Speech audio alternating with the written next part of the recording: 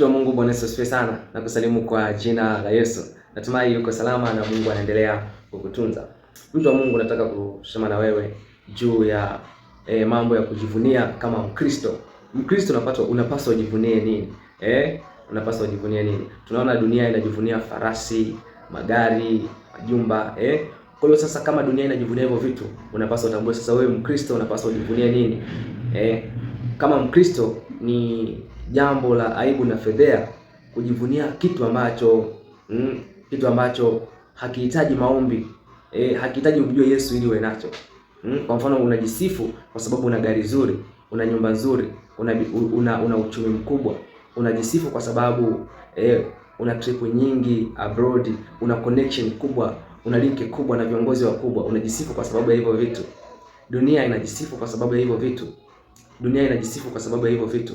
Bwana Yesu asifiwe sana. Na sisi tumeitwa tusifuatishe namna ya dunia hii, bali tufanye upya kwa kugeuzwa akili zetu, nia zetu zimfananie Kristo.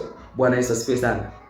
Vitu ambavyo mtu ambaye hata hamjui Yesu anaweza kuwa navyo hata mara 100 ya vitu tulivyo navyo, kwa sababu unaweza kukuta gari ambazo wewe uko nazo hata kama ni gari 20.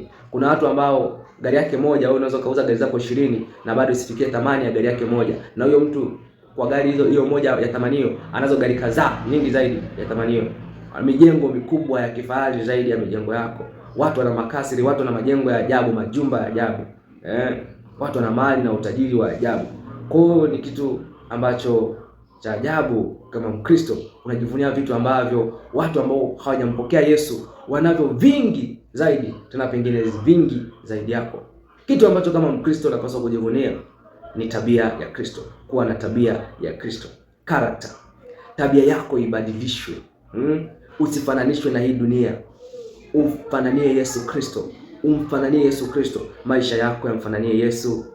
Kuongea kwako sio lazima kuongea kwako kama Yesu. No. I mean, unavyoviongea, maneno unayoyaongea yawe yanathibitisha kweli kwamba Kristo yuko ndani yako.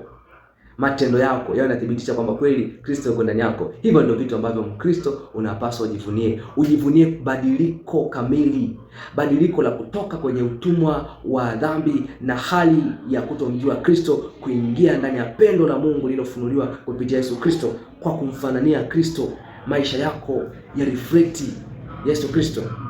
Hapo ndipo unapaswa kujivunia sasa katika Kristo Yesu, kwa sababu dunia haiwezi kupata tabia kama Kristo. Ulimwengu hauwezi kupata tabia kama Kristo. Na kwa kusema hivyo, simaanishi kwamba usifanye kazi kwa bidii. No, fanya kazi kwa bidii. Miliki kila aina ya umiliki ambao utaumiliki. Lakini usijivunie hivyo vitu, bali jivunie kumfanania Kristo. Barikiwe na uwe na wakati mwema.